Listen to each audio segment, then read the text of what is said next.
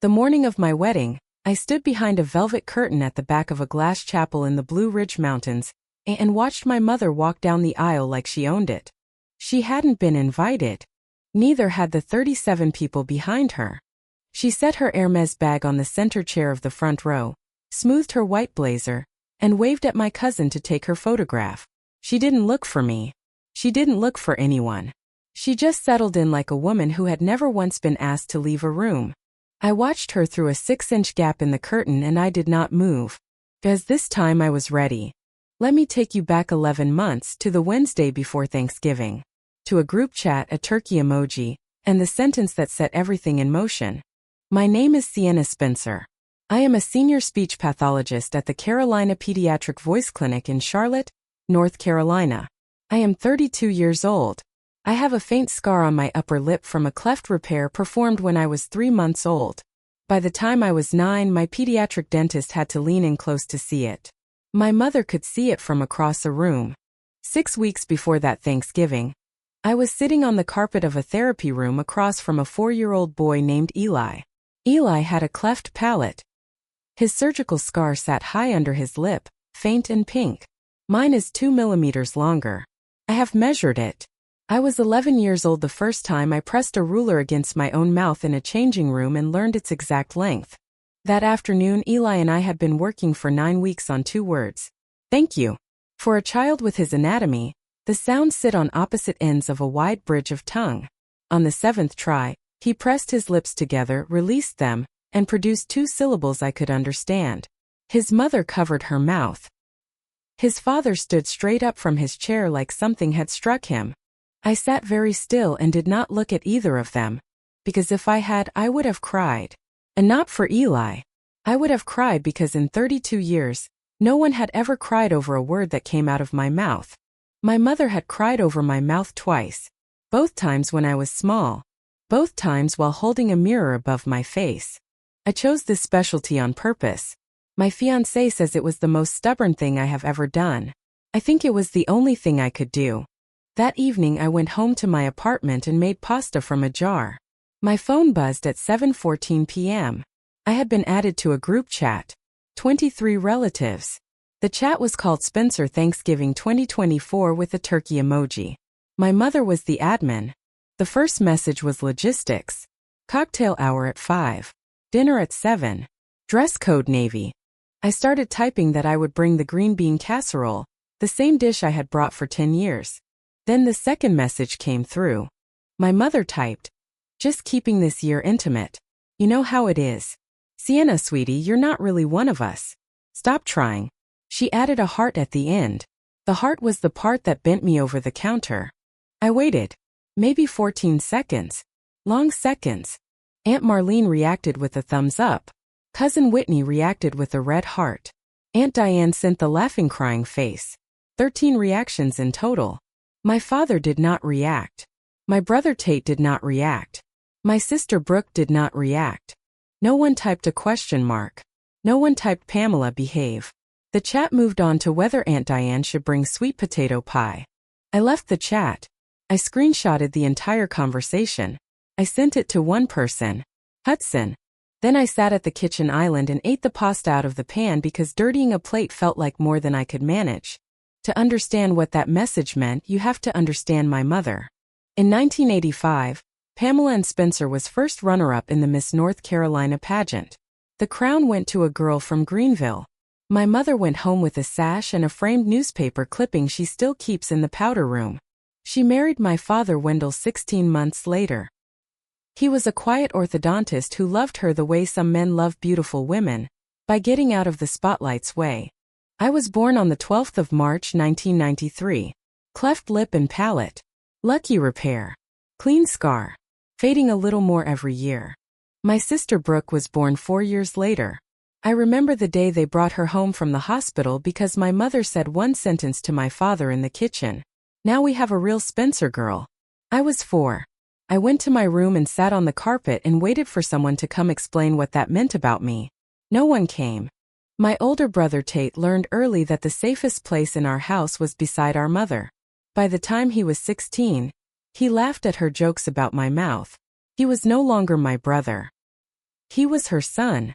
There was a country club in Raleigh called Cedar Hollow where my mother served on the hospitality committee for 23 years. They published a quarterly newsletter with family photographs of board members. When I was 8, I found my own face in that newsletter after a junior gala. Pink dress, standing next to 4-year-old Brooke. And the scar on my upper lip was gone. A staff member had smoothed it away in Photoshop with an average skill and zero hesitation. I took the newsletter into the dining room. I set it next to the framed copy my mother had already displayed on the buffet. I sat there for 9 minutes counting the differences. My mother walked past twice.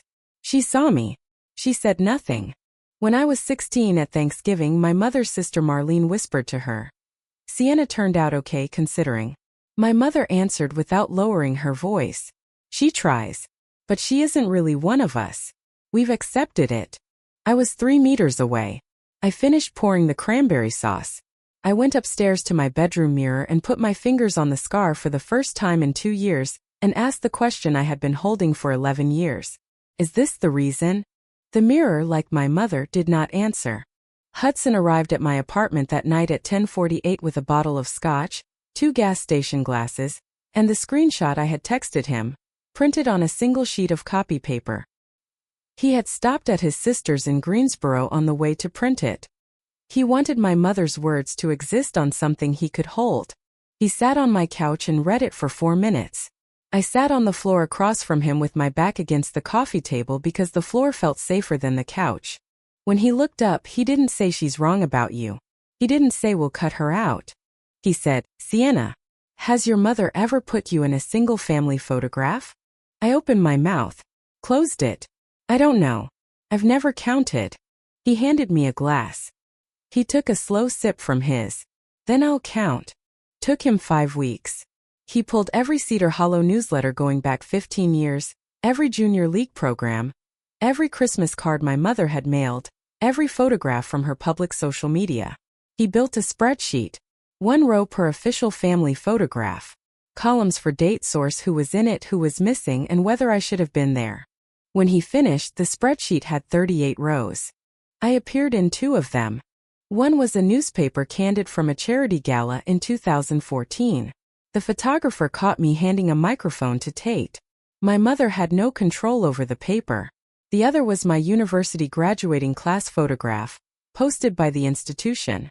My mother had no control over the university either. Every other photograph, 36 of 38, had been edited to remove me, sometimes cropped, sometimes replaced with a chair, a centerpiece, or empty grass. Sometimes I had simply been staged out of the frame before the shutter clicked, but the gap where I should have stood was still visible if you knew to look. Hudson laid the printed pages across my dining table in chronological order. They stretched from one end to the other. "There's always a family photographer," he said quietly. "One who shoots every Christmas, every gala, every birthday. The one who sees everything before it's curated. If your family had one, she'll have the originals." "Her name is Margot," I said. "Margot Hayes. She lives in Greensboro." My mother stopped using her in 2010 and I never knew why. He found her in 14 days through a photographer's forum, through a message from someone who recognized the Spencer name. "You'll want to call Margot Hayes. She shot them for 15 years and walked off the job in 2010. She still has every file." We drove to Greensboro on a February Saturday. Margot was 62, precise and calm. A brick Tudor house on a street lined with sycamores. She opened the door, looked at my face for 4 seconds, and said the words that stopped every cell in my body. "You're Sienna. You grew up." She led us to a small upstairs office and opened a cherrywood cabinet. Inside were 4 external hard drives, each labeled in her exact handwriting. 15 years of Spencer family originals. She opened a folder from Christmas 2008. A formal portrait. Pamela, Wendell, Tate, Brooke, and me. 15 years old. Standing at the end, my hand on Tate's shoulder. A photograph I never knew existed. Then she opened the published version. Same room. Same tree. Same furniture. For people around a mantel. The space where I had been standing was empty, replaced with a velvet stocking that didn't match the others. I sat down. My legs did the polite thing that legs do when the body underneath them gives way. "There's more," Margot said. But before the photographs, there's something you need to see first. She opened a folder labeled, Email Cassandra Chain, October 2008. Inside was a single PDF. A reply-all email chain. My mother had been asked for a photograph of Brooke for a pageant alumni brochure. Margot had been CC'd as the person who would send the file. That was routine. My mother had forgotten Margot was on the chain. At 4:23 in the afternoon on the 14th of October, 2008, my mother had typed her reply and clicked send. Brooke is the one we always wanted. Sienna is the disappointment we don't talk about. Thank God we got Brooke. The scar never really faded. She knows. We don't pretend anymore. I read it twice. I read it a third time. She knows. Those 2 words were the worst. Because I had not known. Not like this. Not with the certainty that comes from your mother writing the words down and clicking send. Margot put her hand over mine on the desk. Not a squeeze. Just a hand. I kept this, she said quietly, because I have lived long enough to know that women like your mother always think someone like me is invisible. I have been waiting 15 years for someone to ask me about this. I asked her 2 questions in this order. How many photographs do you have where I was removed from the published version? 36. Will you let me use them? Margot stood up. She walked to the cabinet. She unplugged all 4 hard drives, coiled each cable with the calm of a woman who had been preparing this gesture for a decade, and placed them in a small black canvas bag. They were always yours, she said. I was just keeping them safe. We drove home in silence for the first 30 miles. Then Hudson said one sentence. We need a forensic specialist. We hired a man named Theo Marsh out of Raleigh. 9 years of photographic authentication work for the FBI before going private. His full report, 38 photograph pairs, metadata authentication, notarized, admissible in civil court, came back in late August. Every alteration traced to a single Adobe workstation. The IP address belonged to my parents' home network.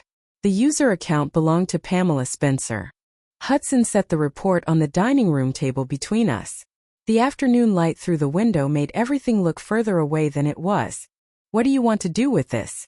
I looked at the report. I thought about the wedding. October 18th was already on the calendar. My mother was not on the guest list. She had emailed once, "We'll see, sweetheart." I had not replied. We wait, I said. Until October. I want to ask you something before I tell you what came next. If you were sitting where I was sitting, 38 photograph pairs, a forensic report, and an email from your own mother calling you the disappointment her family didn't talk about, what would you do with all of it? Because before I made my decision, I got a phone call I never expected. It came on a Tuesday in early July. Between patients. My screen read Brooke. I almost didn't answer. See, her voice was low and fast. I need to talk to your fiancé. Alone. I can drive down tomorrow. Don't tell Mom. I gave her Hudson's number. They met the next afternoon at a coffee shop in Raleigh. Brooke sat down across from him, folded her napkin into a square 3 times before she could speak, and said the first words out of her mouth. Has my sister ever told you she gets a birthday card every year? And signed. She reached into her bag and placed a single sheet of paper on the table. On it, drawn in dark navy pen, were 10 small 5-pointed stars in a vertical column. The exact same star. The same hand. The same slight drift in the line at the top right of every point. She had drawn the first one when she was 17. She had been looking through one of our mother's leather-bound photo albums in the den and had started counting. Brooke, 52 times across 15 years. Sienna, 11. That night, the night before my 22nd birthday, she drove to a CVS and bought a card with a star on the front. She drew the same star in the bottom corner so I would know it was the same person. She mailed it from a post office in Durham so the postmark wouldn't match our neighborhood. She never signed her name because she was afraid, not of being caught, but of what our mother would do to me if she knew Brooke loved me. So for 10 years she stayed quiet. And for 10 years she sent a card. When I met her at my apartment the following week, I didn't say hello at the door. I went to the bookshelf and took down the white Adidas shoebox I had kept for a decade. I set the 10 cards on the kitchen table in order. Then I placed the sheet of stars next to them. Same hand. Same pen. Same shape. She put her hand over her mouth. I was a coward, she said. I shook my head. I didn't say it's okay. It wasn't okay. But it wasn't her fault either. Brooke, I said. Walk me down the aisle. She looked at me for a long time. I have been planning to ask you that since I was 21, she said. Please let me. She moved out of our mother's house 6 weeks later. Our mother sent 14 calls in 3 days. The last text she sent Brooke was forwarded to me at 10 that night with one word from my sister, see. My mother had written, Brooke, you're the one we kept. Don't do this. You're the one we kept. 3 words I had felt my entire life. Finally spoken aloud in language that left no room for doubt. October 18th was 12 weeks away. And I had everything I needed. I woke at 6 on the morning of my wedding. Mountain fog pressed against the glass walls of the chapel like wet linen. I drank coffee from a paper cup and watched the light come up over the Blue Ridge Range and thought about the fact that my mother was 3 hours and 50 minutes away in Raleigh, and that today was the last day I would ever wonder what she thought of me. Under my dress, tucked into the bodice over my heart, was a small cotton handkerchief embroidered with the initials of my father's mother. She had died when I was 11. She had been the only person in the Spencer family who held my face with both hands when I came into a room.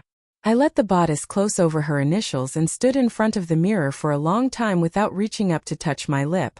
I didn't need to anymore.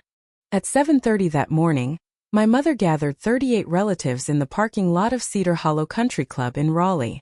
I learned this later from Aunt Marlene, who had written things down. My mother had spent 3 weeks on the phone, calling everyone on her side of the family in a voice she had clearly practiced, telling them I was planning to publicly defame the Spencers at my wedding. That if the family didn't appear as a united front, the entire family's reputation would be destroyed. She used the phrase entire family reputation in 14 separate calls. Some of them didn't believe her. Most of them didn't want to drive to Asheville on a Saturday in October. But Pamela Spencer was the woman who hosted Christmas dinner. She organized the holiday rotation. Her disapproval could remove a niece from a guest list, a grandchild from a playdate, a cousin from a gallery wall.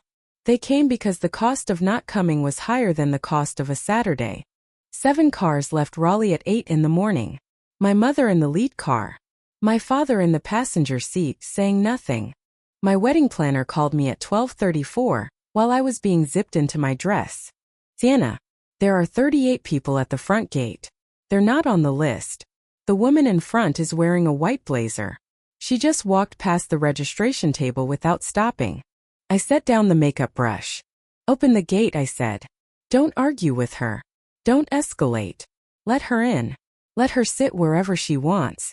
Put extra chairs in the front row if she needs them. A pause. Are you sure? Everything has been prepared, I said. Let her sit. At 2:12 in the afternoon, my mother marched into the chapel with 38 people behind her. She walked straight down the aisle to the front row and placed her Hermes bag on the center chair, as though it had been reserved since the previous summer. She adjusted her blazer, the white Carolina Herrera she had worn to Brooke's debutante ball 10 years earlier, and waved at Cousin Whitney to photograph her before the ceremony started. Behind the velvet curtain at the back of the chapel, I watched through a 6-inch gap and counted the heads behind her. 38.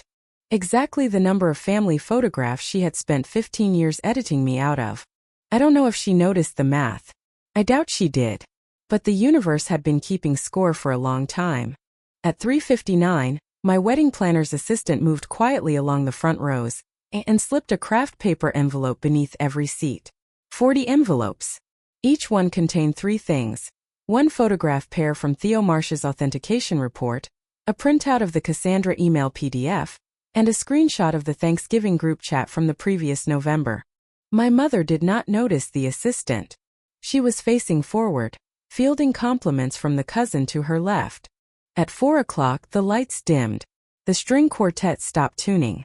Reverend Glenn Atherton, 64 years old, 40 years of officiating, retired from his Durham pulpit 2 years prior, who had said yes the first time Brooke called him, walked from the side door to the wooden pulpit at the front of the chapel. He adjusted the microphone. He looked out over the room. He looked very deliberately at my mother in the center of the front row. Then he spoke the line my entire wedding had been built around. Ladies and gentlemen, before we begin the ceremony, the bride has asked me to show everyone something. Please direct your attention to the screen behind me. A large LED screen lit up at the front wall. The chapel went quiet. The slideshow began. Photograph 1. Easter Sunday 2010. On the left, the published version that ran in the Cedar Hollow newsletter. Pamela, Wendell, Tate, and Brooke in front of an azalea bush. On the right, Margot's original. Same bush. Same family. But this version had a fifth person. A 17-year-old with her hand resting on Brooke's shoulder. Me. 5 seconds. The next pair appeared. Christmas 2011. Left. 4 people around a tree. Right 5. Pamela's 50th birthday gala. Left. The family at the head table. Right. The same table, with a young woman seated at the end holding a glass of sparkling cider. By the 5th pair, the front row had stopped fidgeting. By the 10th, Aunt Marlene had her hand pressed flat against her chest. By the 15th, the entire chapel had gone still. No whispers. No coughing. The string quartet sat with their instruments down. The 4-year-old flower girl watched the screen with her thumb in her mouth. Photograph 19. The 2018 Christmas card my mother had mailed to 200 Cedar Hollow members. 4 people around a holiday mantle. On the right side, in Margot's original, the same room, the same mantle, and a 25-year-old woman in a green sweater standing at the end. The faint scar on her upper lip visible because she was laughing. The published version had replaced her with a velvet stocking that didn't match the others. Aunt Marlene made a sound I had never heard a person make before. She had reacted with a thumbs up to the group chat 11 months earlier. She had eaten the meal I had been uninvited from. I learned later that she hadn't slept well since. Photograph 38. A Cedar Hollow gala from May 2024, 6 months before Thanksgiving. The published version showed Pamela, Wendell, Tate, Brooke, Aunt Diane, 3 cousins. Margot's original showed all of them, and me in a charcoal dress standing at the edge of the frame. I had attended that gala because my father had asked me to. The image held on the screen for 12 seconds instead of 5. Then the screen went black. The chapel was silent. Reverend Atherton waited for the silence to settle into the floor. Then he raised his voice. Just enough. The Spencer family, he said, has not been complete in print for 15 years. Today we begin by completing it. My mother moved to stand. My father, passive, polished, differential my entire life, placed one hand on her wrist and held her down. It was the first time in 32 years I had seen him stop her from doing anything. From the bridesmaids' row, Brooke stood. She wore navy. She held a folded sheet of paper. She walked 11 steps to the pulpit. Reverend Atherton handed her the microphone. Her hands did not shake. My name is Brooke Spencer, she said. I am the bride's sister. For 10 years I mailed her anonymous birthday cards every March. I drew a small star on each one so she would know it was the same person, but I never signed my name. I was afraid of what our mother would do if she knew I loved Sienna. I watched what was done to my sister my entire childhood, and I was too young and too afraid to stop it. I have been planning to walk her down this aisle since I was 21. I am 28 now. I am not asking permission. She set the microphone on the pulpit. She did not look at our mother once. Reverend Atherton picked it up again. He held a single sheet of paper. In October 2008, he said, the bride's mother sent an email she did not realize was being archived. With Sienna's permission, I am going to read one sentence. He paused for 3 seconds. Sienna is the disappointment we don't talk about. A long quiet. Under your chairs, you will find an envelope. Inside is a printout of that email, one of the photograph pairs you have just seen, and a screenshot of a family group chat from November 28, 2024. The forensic authentication of all 38 photographs has been filed with the family's legal counsel by Theo Marsh of Marsh Visual Authentication in Raleigh. The sound of 40 envelopes being lifted from beneath chairs filled the chapel like a slow tide. My mother did not lift hers. She sat very straight. Her hands rested on her knees. The white blazer did not move. Reverend Atherton looked toward the back of the chapel. He nodded once. Now he said, we may begin. The string quartet lifted their instruments. They played the first note of the processional. Brooke came to the back of the chapel and took my hand. 39 steps, she said softly. I counted them this morning. We walked the aisle together. Halfway down I glanced left. My mother was looking straight ahead. Not at me. Not at the screen. Not at anyone. Her eyes were the eyes of a woman watching a building burn that she herself had set the match to. When we passed Aunt Marlene, she reached out from her seat and touched my forearm with 3 fingers. Her voice cracked. "I'm sorry, sweetheart. I'm so sorry." I did not stop walking. I nodded once. I forgave nothing in that moment. I noted that an apology had been offered. That was a beginning. Cousin Whitney stood and walked out the side door without looking at me. My brother Tate stood next, the way men do when they think they should follow someone out, but stopped halfway down the aisle. He turned. He looked at me walking arm in arm with Brooke. He didn't sit back down. He moved to the back wall of the chapel and stood there for the entire ceremony. At the altar, Hudson took my hand. His eyes hadn't moved since I stepped into the doorway. We had written our own vows. He went first. "Sienna, I take you as you have always been, not as anyone tried to crop you to be. I take the original. I take the laughing 7-month-old in the white cardigan. I take the 8-year-old who counted the differences between the framed photograph and the newsletter. I take the woman who teaches 4-year-olds how to say thank you. I take all of you. I will spend the rest of my life refusing to let anyone with a pair of scissors near you." I had not known he was going to say it like that. I went next. "Hudson, I take you as the first person who ever looked at my face and did not reach for a tool to change it. You took out a spreadsheet instead of a denial. You drove 3.5 hours through a winter night to print a screenshot on a piece of paper, because you wanted my mother's words to exist on something you could hold. I take the photographer. I take the man who counts. I take the witness." We were declared married at 5:11 in the afternoon. The chapel didn't erupt in applause. It let out a long, slow breath, like a room recovering from a held storm. My mother stood, picked up her Hermes bag and walked back down the aisle. Her heels were quiet on the wooden floor. She did not look at me. The chapel doors opened in front of her, and she walked out into the late October mountain light. 9 of the 38 relatives followed her. 29 did not. They sat in their folding chairs holding their envelopes, looking at the floor. My father stayed in his seat. He looked at the back of his own hand for a long time.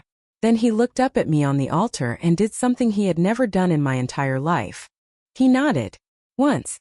Slowly. I don't know if it meant I'm sorry. I don't know if it meant I always knew. I don't know if it meant I should have stopped her 30 years ago. I have decided in the months since that it meant all 3. What followed in the weeks after was not loud. None of it was loud. That is the part you have to understand. 18 days after the wedding, the chairman of the Cedar Hollow Country Club board quietly requested copies of the materials distributed at the ceremony. 7 members had already delivered their envelopes by hand. 2 weeks later, the hospitality committee chairmanship my mother had held for 23 years went up for rotation without announcement. The new chair was a woman from Nightdale who had been waiting 6 years. My mother received a polite email thanking her for her service.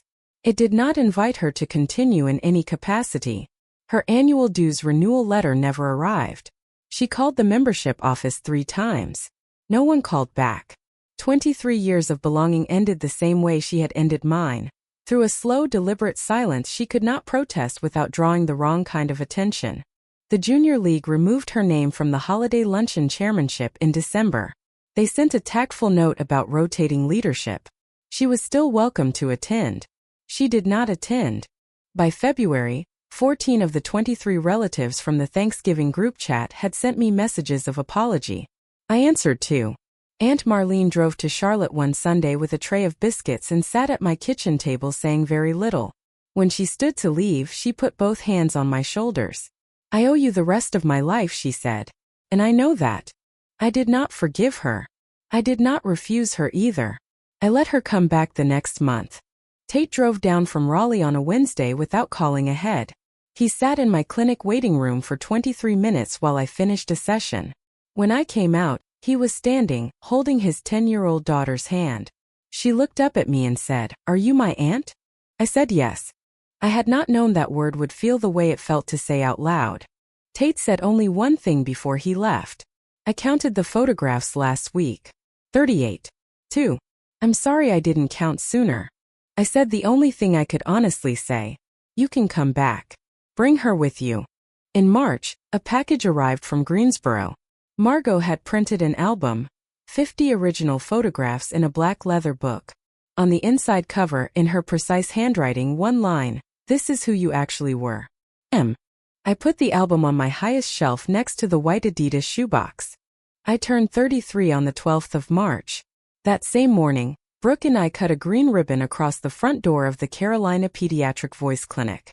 We were launching a scholarship, the Spencer Sisters Scholarship for Cleft-Affected Children.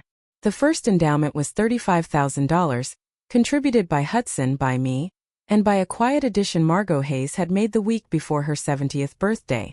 It would cover speech therapy and post-surgical care for children in Mecklenburg County, whose families couldn't afford either.